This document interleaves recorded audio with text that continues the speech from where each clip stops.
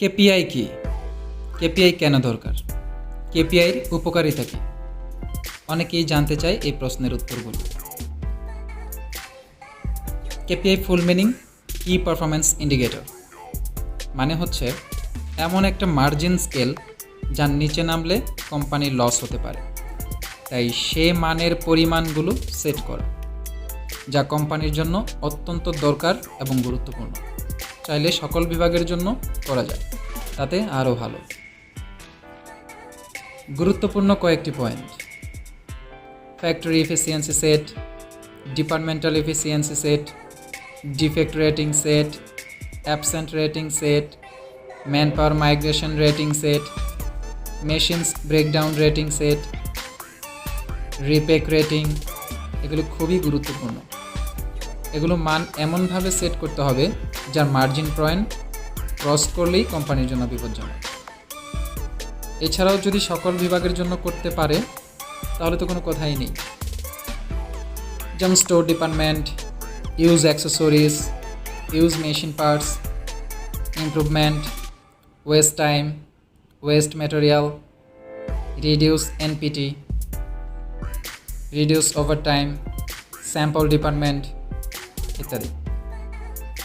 অনেকে মনে করবেন এগুলো কোনো কাজের অংশ নয়, কিন্তু আপাত দৃষ্টিতে মনে না হলেও এগুলো অনেক গুরুত্বপূর্ণ এবং লাভের অংশ বাড়িয়ে দেয়।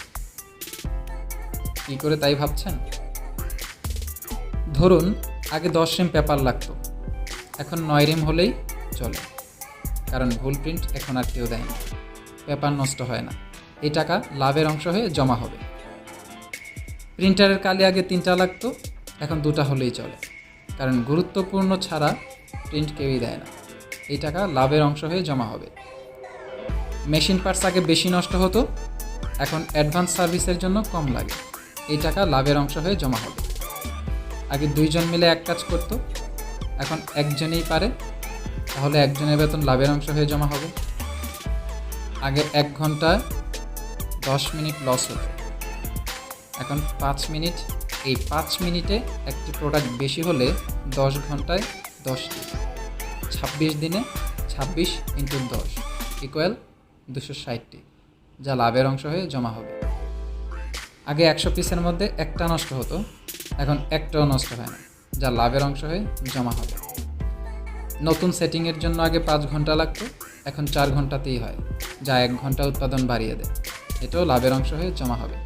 আগে 2 ঘন্টা ওভারটাইমের মধ্য দিয়ে শিপমেন্ট করতে হতো, এখন 1 ঘন্টা করেই হয়, যা লাভের অংশ হয়ে জমা হবে। সুতরাং সব কিছুই যদি কেপিআই এর আওতায় আনা যায় তাহলে কোম্পানির জন্য খুবই লাভজনক।